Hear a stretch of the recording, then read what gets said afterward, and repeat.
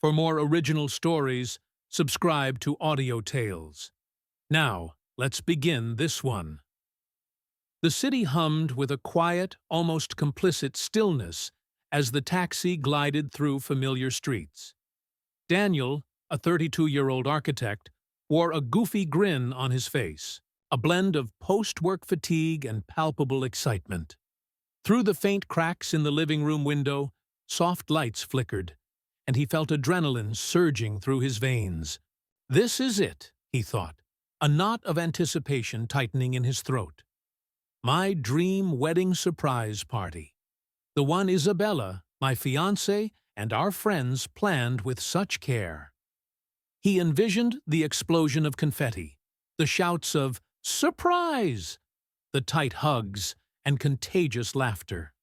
After all, it was just 1 month until the big day, and Isabella, his soulmate, always adored a good celebration. The car pulled to a stop, and Daniel paid the taxi driver, his mind already fixed on the front door.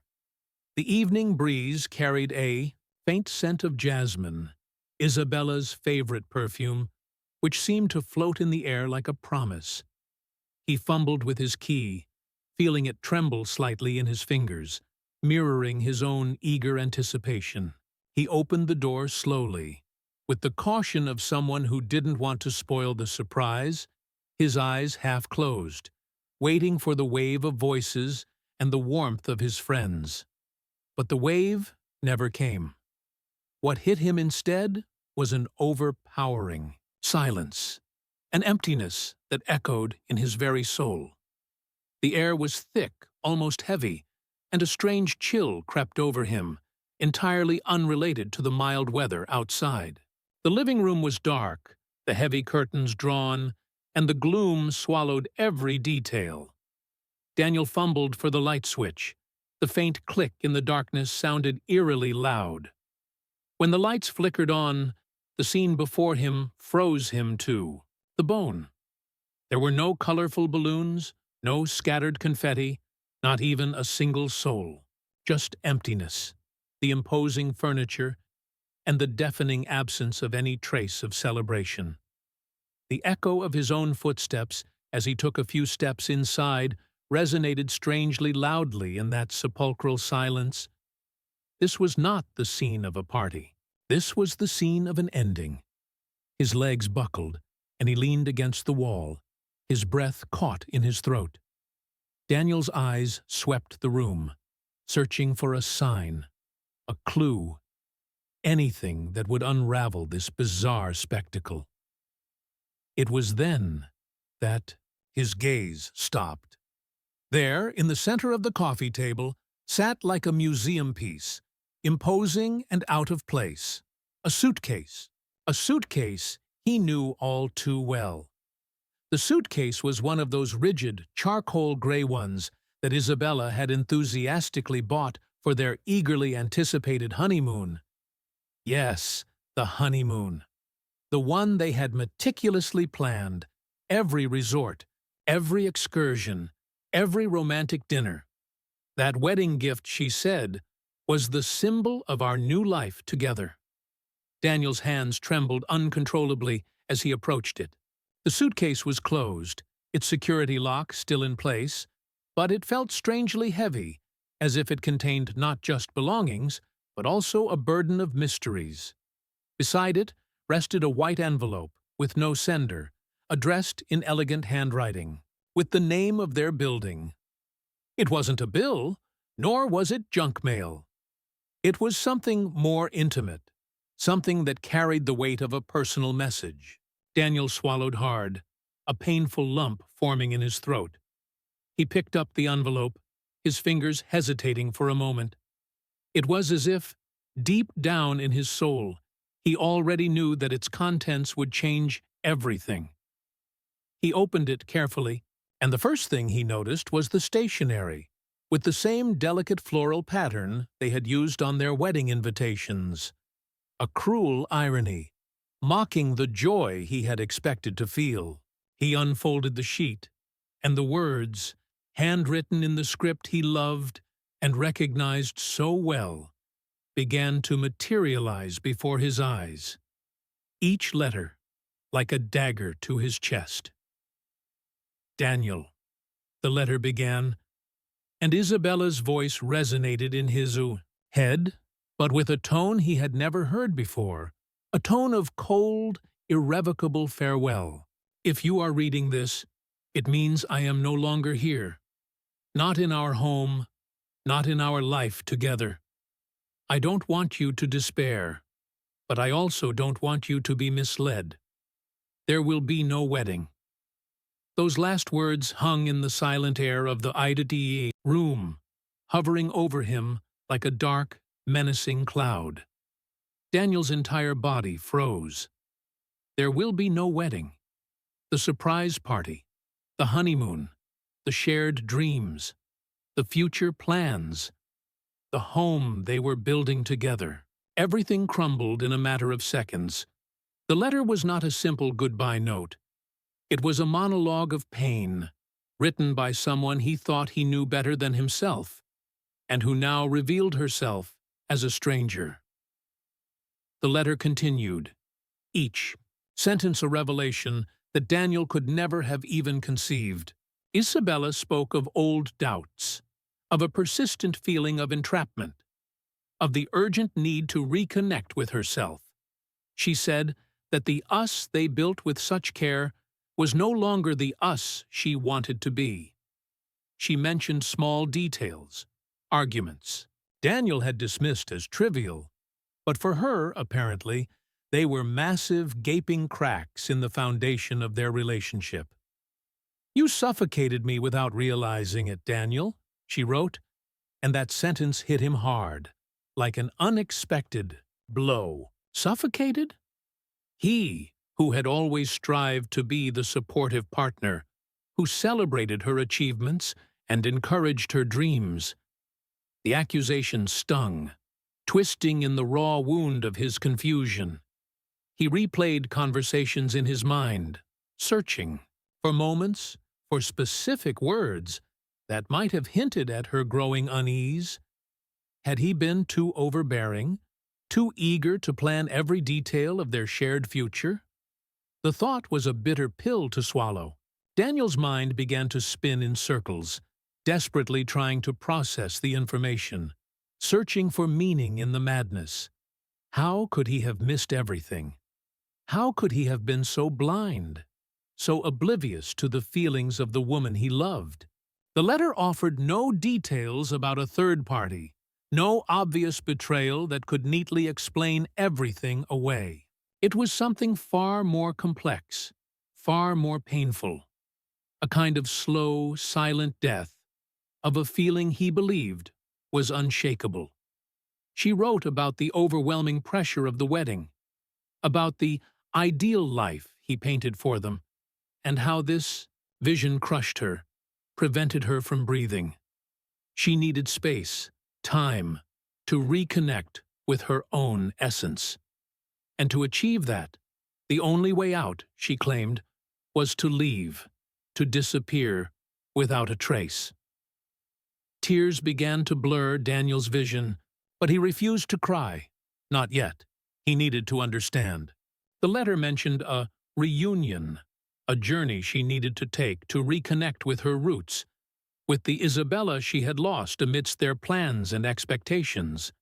But to him, it sounded like a low blow, a betrayal disguised as self-discovery. Taib's pain was physical, as if his heart were being squeezed by an invisible knot. He wasn't just the abandoned groom, he was the man who, apparently, had suffocated the love of his life without realizing it. And what else had he failed to notice? What other secrets did this woman, whom he thought he knew so well, hide? The anguish was almost unbearable, a gnawing uncertainty that overshadowed everything else. He paced the empty living room, the letter clutched in his trembling hand, the scent of jasmine now a cruel reminder of what was gone. Each word on the page felt like a riddle, a puzzle missing crucial pieces, driving him deeper into a torment of unanswered questions. He craved explanation, a direct confrontation, anything but this cold, impersonal farewell.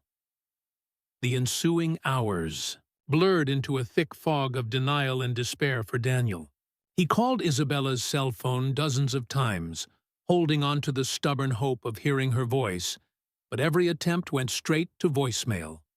He sent desperate messages, pleading for an explanation, for a return, for any word that could soothe the agonizing pain. No response.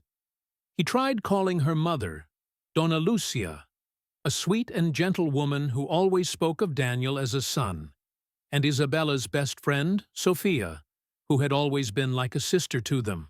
But no one knew anything, or at least they pretended not to know, which only intensified Daniel's sense of isolation and betrayal. The anguish gnawed at him from within as he repeatedly asked himself, how could someone simply vanish like this, leaving behind only a letter and a suitcase as clues? The silence from those he expected to offer comfort was almost as loud as the emptiness of his home. The suitcase, that inert object, a silent witness to a shattered future, became a focal point for his swirling, chaotic mind.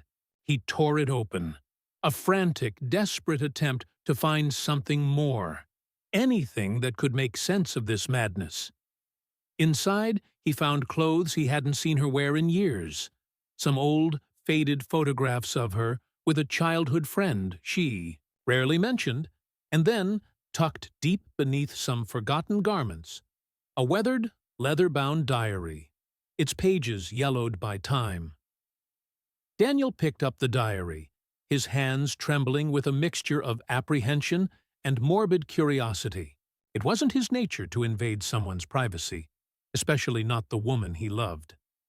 But in that moment, rationality had vanished, swallowed whole by desperation. He flipped through the pages, his fingers brushing against the aged paper, searching for a clue, any fragment of information that might explain this abrupt and inexplicable flight. And it was there, in the earliest entries, dated years before they even met, that he began to unravel a new layer of the woman he thought he knew.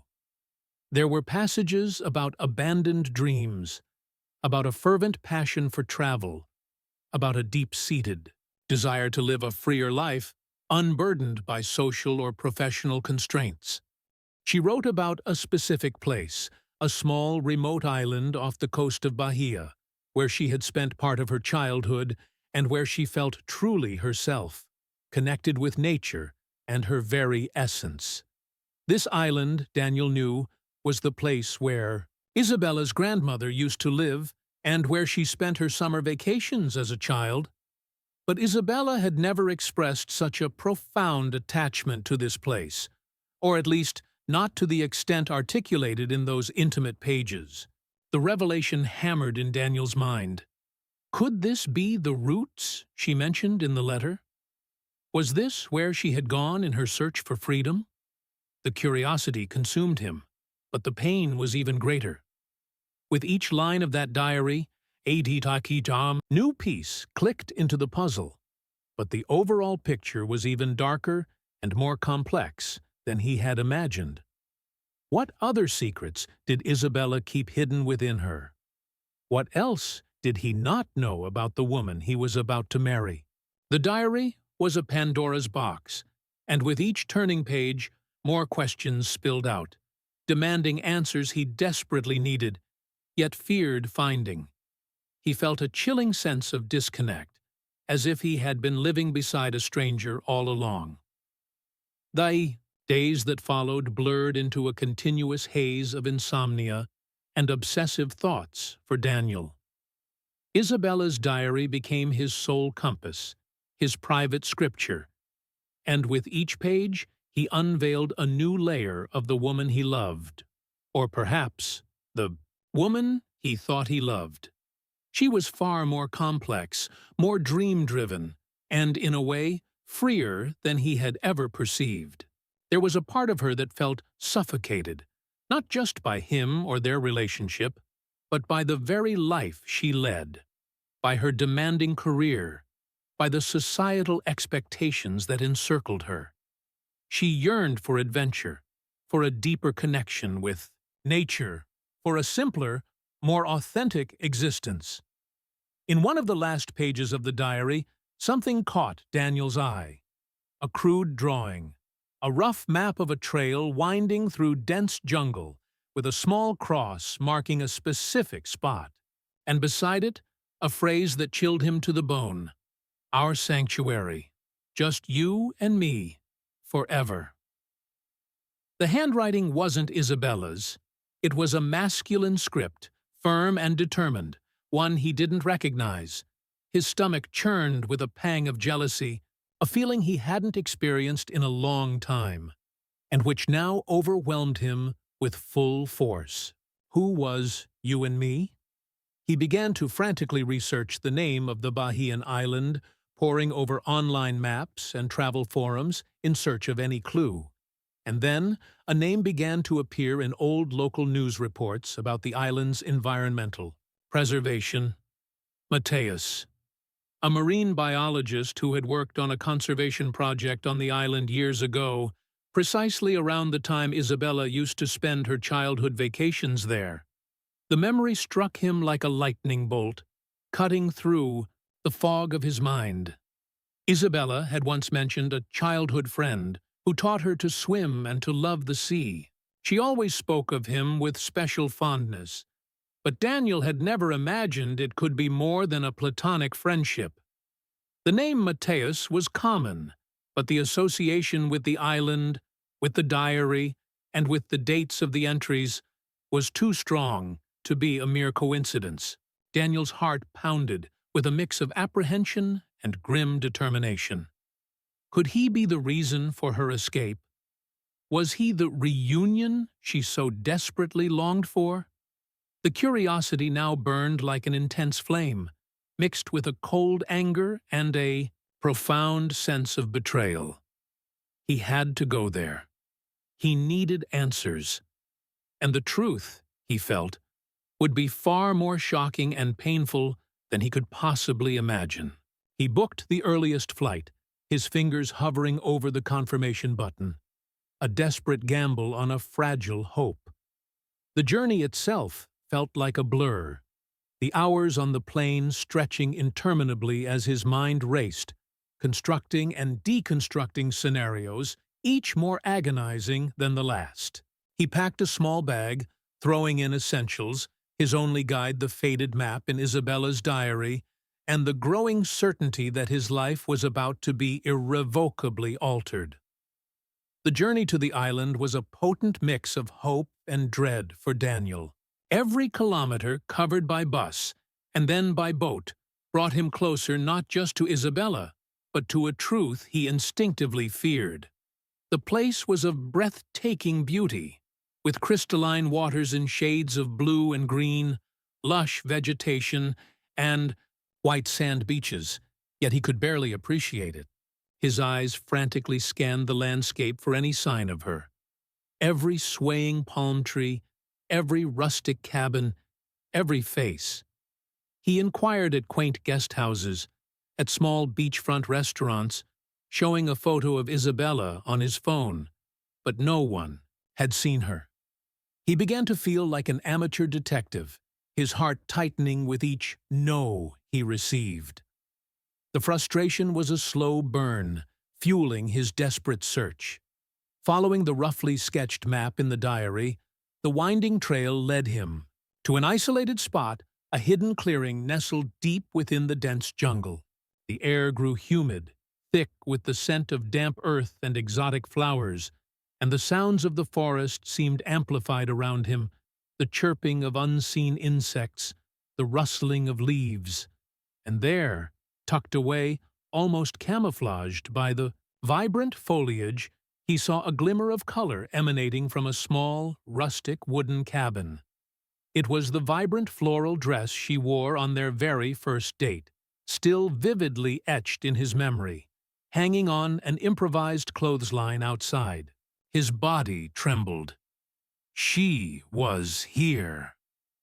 Daniel took a deep, shaky breath, trying to control the tremor in his hands. He approached the cabin cautiously, each step echoing loudly in the quiet clearing. The door was ajar, an unspoken invitation, and a soft, melancholic guitar melody drifted out from within, filling the air.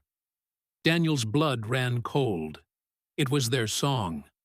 The song he had sung to her on the day he proposed, under the stars during a special anniversary dinner. He pushed the door open with the tips of his fingers, and the scene that unfolded before his eyes was a gut punch, a blow that left him breathless. It wasn't Isabella alone. She was sitting on the floor, facing a lit fireplace, and a man sat beside her, gently strumming the guitar. It was Mateus. Their faces were close, illuminated by the warm glow of the flames, and the way they looked at each other, the palpable intimacy in the air, their complicit smiles. It was undeniable. This was no mere reunion of childhood friends. This was something far deeper, something that tore him apart from the inside. Daniel's throat went dry, and a cold rage began to simmer within him, a wave of jealousy and betrayal that threatened to consume him. But before he could even open his mouth to utter a single word, Isabella looked up and saw him. Mateus's guitar fell silent. The shock on her face was evident, mirroring the devastation in Daniel's own eyes. The world seemed to tilt on its axis, and all the fears he had harbored since finding that letter came crashing down around him. The silence in the cabin was deafening, punctuated only by Daniel's ragged breathing and the frantic, painful pounding of his heart. Isabella rose from the floor, her face pale, eyes wide with alarm, and Mateus positioned himself protectively beside her, staring at Daniel with a serious, somewhat apprehensive expression. "Daniel," her voice came out as a barely audible whisper, laden with guilt and surprise. Daniel's rage, once so intense, transformed into a searing pain that tore through him. So, this was it? A surprise party for me, but a farewell for you, and a new beginning with him? His words came out harsh, loaded with all the suffering and fury he had accumulated over the past few days. Isabella stepped forward, extending her hand in an attempt to calm him, but Daniel recoiled sharply, as if she were made of fire. "Don't touch me. I just want the truth. What is going on here?" Mateus took a step forward, but Isabella held him back by the arm, a silent plea for her to explain herself. "Daniel, please, let me explain." And then she began to speak, her voice choked with emotion, each word a faint breath lost in the thick air of the cabin. She confirmed what Daniel had already suspected and what the diary had insinuated. Mateus was the great love of her life, the first love she had never truly gotten over. They had reconnected by chance, just a few months before, Daniel's wedding during a sustainability conference, and the flame, dormant for years, had reignited with an overwhelming intensity, impossible to ignore. But the plot twist was not in the romantic betrayal, in the reunion of old souls. The true shock, the blow that made Daniel's world collapse, came when Mateus, his voice choked and eyes welling up, completed the story. "Daniel, I know this is hard to understand, but Isabella is sick."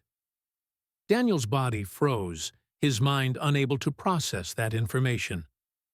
"Sick? What do you mean?" Isabella looked him in the eyes, tears streaming freely down her face. "I have a rare autoimmune disease, Daniel. It's degenerative. The doctors said there's no cure, and my life expectancy is limited." The ground vanished beneath Daniel's feet. This was not the story he was prepared to hear.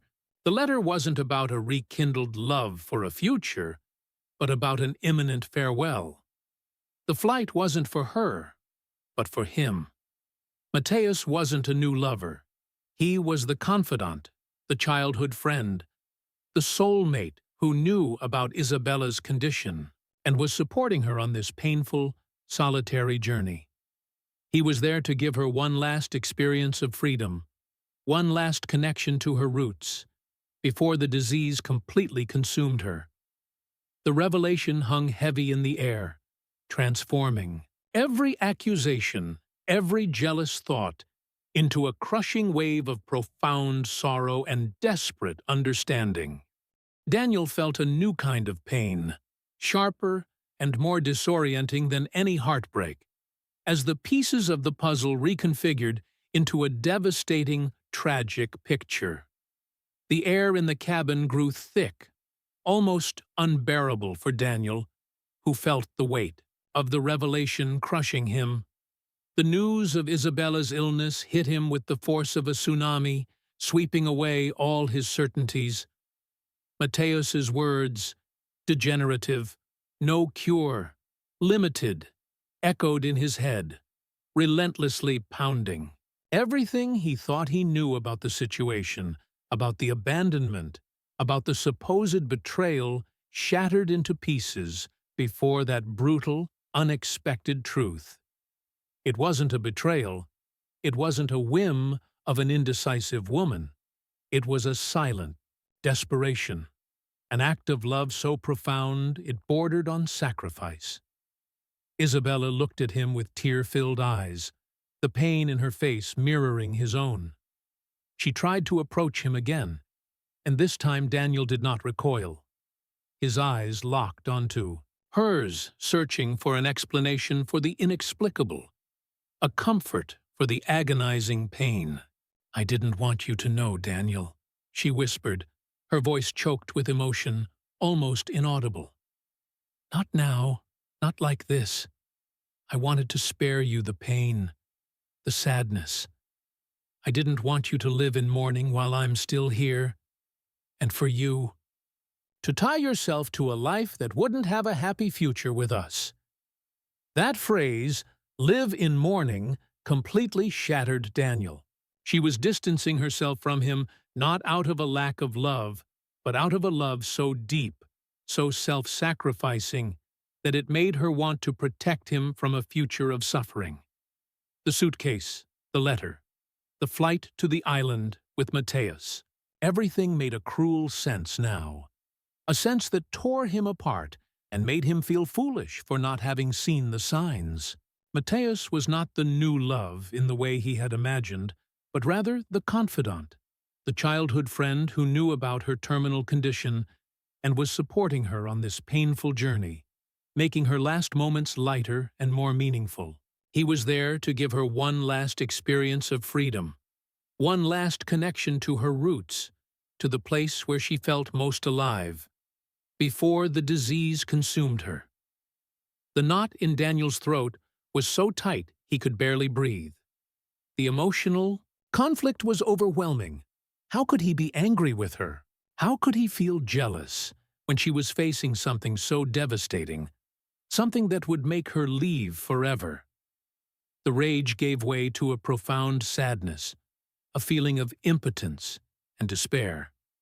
He wanted to hug her, protect her, take her home, and tell her everything would be okay, that they would fight the disease together.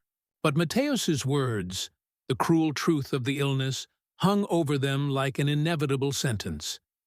And Isabella, in her silent resilience and sacrificial love, was making the most difficult choice, to free them both, him and her, from a future she knew was inevitable and painful, allowing him to live, while she prepared to depart.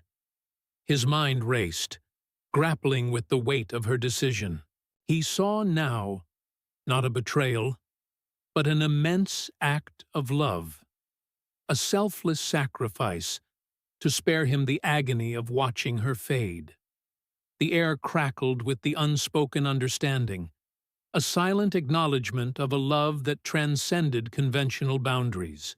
now redefined by impending loss. In that humble cabin, under the understanding and silent gaze of Matthias, the farewell that Daniel believed was for his wedding transformed into Isabella's farewell to life. She recounted in detail the nature of her illness, the grim prognoses, and her courageous decision to live her final moments in fullness, far from the stress and expectations of urban life, and by the side of someone who understood her deeply. Daniel listened in stunned silence, feeling the crushing weight of her words, a mix of pain and a strange, dawning admiration for her strength. She wasn't fleeing him out of a lack of love. She was fleeing a cruel destiny, seeking peace on her own terms and protecting him from a future of unbearable suffering. They spent the last hours of the afternoon together, conversing about everything and nothing. She apologized, her eyes welling up for not having told him sooner, and Daniel, his heart in pieces, forgave her. There was no longer any room for resentment, for jealousy, only for a love that now seemed even greater, precisely because it was so ephemeral and sacrificial. Matthias remained in the background, a respectful observer of their goodbye, his presence, a testament to the unconditional love that bound the three of them in that profound moment. As the sun began to set, painting the sky in fiery oranges, soft pinks, and deep purples over the calm sea, Isabella embraced Daniel. It was a tight hug, laden with years of affection, shared laughter, and dreams. He felt her tears moisten his shoulder, a silent, agonizing farewell. "Be happy, Daniel," she whispered, her voice choked with emotion, almost a lament. "Please, move forward. Live for both of us." Daniel returned to the city in silence, his heart heavy, yet imbued with a strange, unexpected lightness in his soul. The suitcase and the letter, once symbols of abandonment and betrayal, were now a testament to a love sacrificed, a heroic choice. It wasn't the surprise wedding party he had expected, but it was a wedding farewell nonetheless. A farewell to a future that would never be, but one that left him with the certainty that love, even in the face of the greatest tragedy, can be pure, selfless, and capable of inflicting the deepest pain, while paradoxically yielding the profoundest understanding. The pain of loss lingered, a constant weight in his chest, but each passing day, the memory of Isabella, her strength, her courage, her capacity to love to the point of self-sacrifice, propelled him to live with greater intensity, to cherish every moment, to love without reservations, to embrace every second he had left. And perhaps, one day, Daniel would find his own island, his own sanctuary, to honor the memory of the woman who, even in departing, taught him the true and complex essence of life. Months turned into a year since Isabella's departure. The house, that once vibrated with shared dreams, now breathed a melancholic silence, a constant reminder of her absence.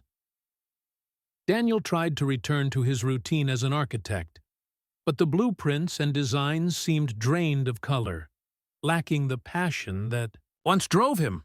Memories of Isabella, her radiant smiles, her ambitious plans, haunted every corner of the house, every solitary breakfast, every night without her comforting embrace. He would often find himself staring out at the horizon, his mind drifting to the island, imagining her there, at peace, living her final days with the dignity and freedom she had so desperately sought. The letter from Isabella, once a crushing symbol of abandonment, was now a sacred document of love and profound sacrifice. He read it again and again, searching for new nuances, deeper meanings. Her diary, with its raw annotations about Matthias and the island, became a cherished relic, a window into a part of Isabella's life he never knew, but which he now understood and respected deeply. He learned that truly loving someone didn't mean possessing them, but rather wishing for their happiness, even if that happiness meant their path diverged from his. One afternoon, while sorting through some old boxes in the attic, Daniel stumbled upon an old film camera. It was the camera Isabella used during her childhood trips to the island. Curious, he turned it on, the faint whirring sound stirring a forgotten memory. He began scrolling through the undeveloped photos. There were images of a child Isabella, free-spirited, beaming, leaping into the waves with a dark-haired boy, a young Matthias. There were countless shots of her grandmother, of the lush, vibrant island landscape, and in some, Matthias's neat handwriting appeared, small notes of dates and places. This was her life before him, the life she needed to revisit in her final farewell. A new wave of emotion washed over him, but this time it wasn't solely sadness. It was a strange sense of connection, of understanding the full, intricate cycle of her life. He saw the threads that bound her to that place, to Matthias, long before he entered her world. He saw the complete picture of her journey, and in that moment, a profound sense of peace settled over him. The searing pain of Isabella's loss, though ever present, began to transform within Daniel, morphing into something more profound, more resilient. He started to perceive the world through different eyes, imbued with the sensitivity she had unknowingly tried to instill in him for years. The house, once a stark reminder of her absence, slowly began to evolve into a sanctuary of their shared memories, a place where he could revisit the love they shared and the profound lessons he had learned.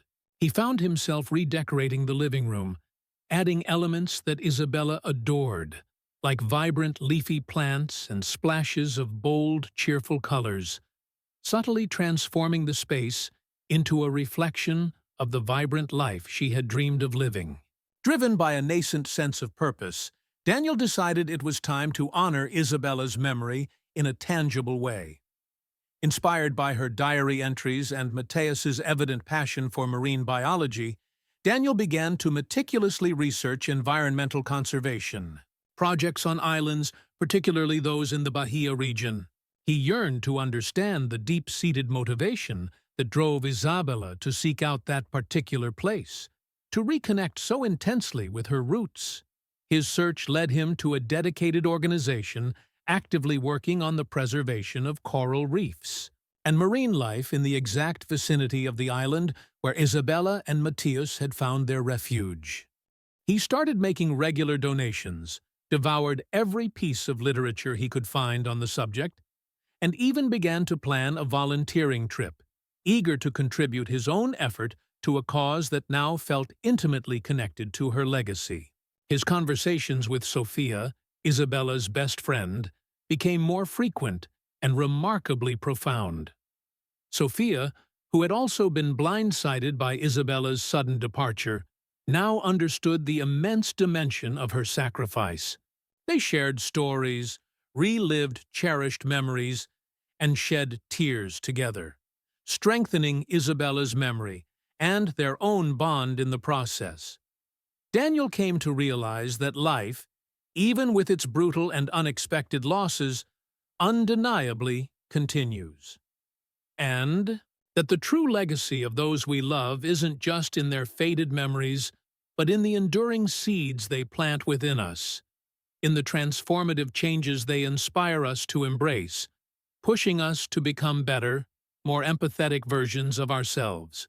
The intense emotional conflict within Daniel was slowly, painstakingly resolving itself, giving way to a painful acceptance, but also to a newfound, expansive perspective on life. The lingering question, the curiosity about his own path, began to solidify. What more could he do? How could he truly embody the spirit of love and resilience that Isabella had exemplified? Months melted into a year, then another. Daniel had fully immersed himself as an active volunteer with the environmental conservation organization he had discovered. He wasn't a biologist by trade, but his innate passion for helping and his surprising knack for design and organization proved invaluable. He helped plan the logistical support structures for the divers, meticulously organized fundraising events, and even found himself confidently educating curious tourists about the vital importance of coral reef preservation and the fragility of marine ecosystems. The work filled him with a sense of purpose and fulfillment that his old architecture job, with its rigid structures and demanding deadlines, simply no longer did. He felt a profound sense of connection to something larger than himself, a feeling that resonated deeply with the spirit of Isabella's last journey. One sunny afternoon, during a bustling public awareness event organized by the Foundation, he was introduced to a vibrant young marine biologist named Lara. She had sparkling, inquisitive eyes and an infectious, open smile, and her passion for the ocean was utterly contagious, mirroring the intensity he had seen in Matthias's dedication. They began to converse easily, discussing the intricate details of the ongoing conservation projects, the breathtaking beauty of marine life, and naturally, their conversation drifted to the enchanting island in Bahia. Daniel felt an instant connection with her, not romantic in nature, but a kindred spirit, a soul-to-soul understanding. He recognized in Lara the same pure, unadulterated love for nature that both Isabella and Matthias had possessed. He found himself, surprisingly, at ease sharing fragments of his story, speaking about Isabella, her deep connection to the island, and the profound impact her choices had on him. Lara listened with an attentive ear and genuine empathy, her understanding gaze offering an unspoken comfort. As Daniel talked with Lara, he noticed something profound and unexpected. He was smiling, genuinely smiling, a wide, unburdened smile that hadn't graced his face in a very long time.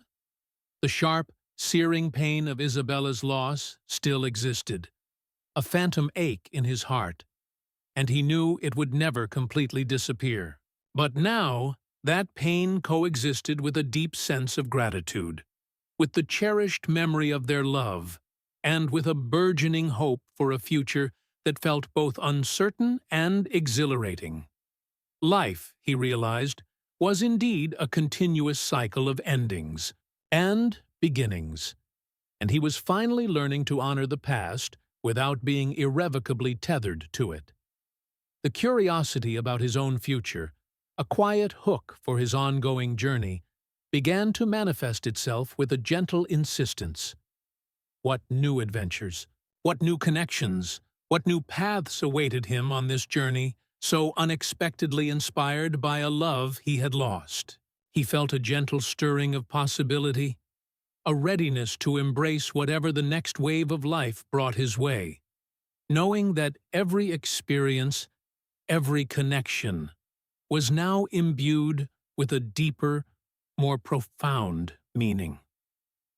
A year and a half after that life-altering farewell, Daniel stood once more on the shores of the island.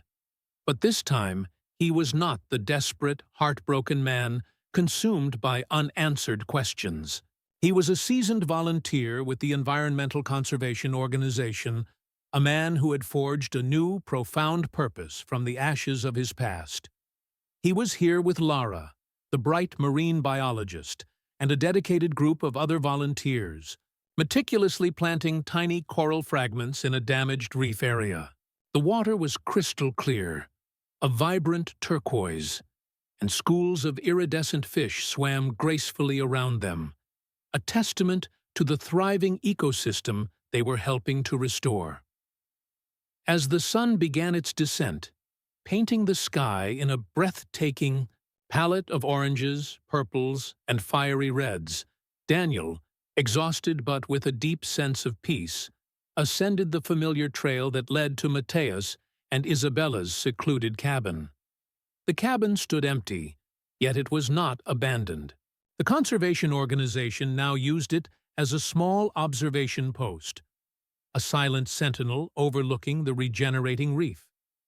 He stepped inside, the familiar scent of aged wood and salty sea air filling his senses. He looked at the fireplace where Isabella had sat, her face illuminated by the dancing flames, at the spot where Mateus had played their final haunting melody. He envisioned their reunion there, the pure, unadulterated love that bound them in the face of life's stark finitude. In a quiet corner, almost hidden from view, he noticed a small, leather-bound book. It was a collection of poetry, and the familiar, firm handwriting on the first page made him smile. A genuine, bitter-sweet curve of his lips. It was Mateus's, dedicated to Isabella, with a final, poignant phrase that spoke volumes. "Your freedom is my greatest inspiration. May the sea carry you to peace." Daniel finally understood, fully and completely. The supposed surprise party, the wedding farewell, the devastating illness, Isabella's immense sacrifice.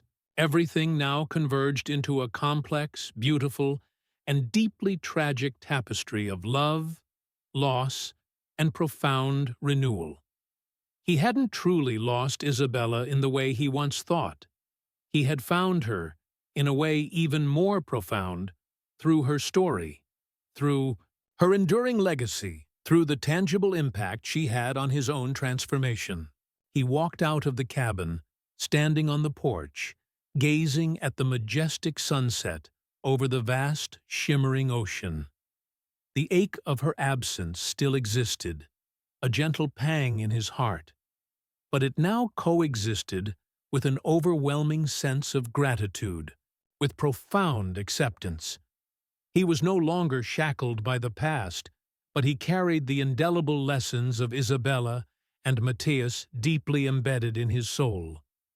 He had found a new purpose, a new way to love, and a new way to live, honoring their memory through his own actions, and he realized that sometimes the most painful goodbyes are, in fact, the most powerful and transformative beginnings.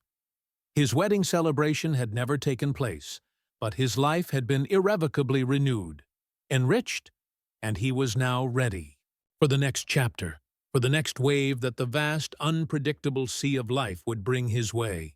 The wedding farewell was, in its deepest essence, a powerful celebration of life, of love in all its complex forms, and of the enduring resilience of the human spirit. Share your thoughts in the comments below. Thanks for your time. If you enjoyed this story, please subscribe. It truly helps the channel. Click the video on screen, and I'll see you there.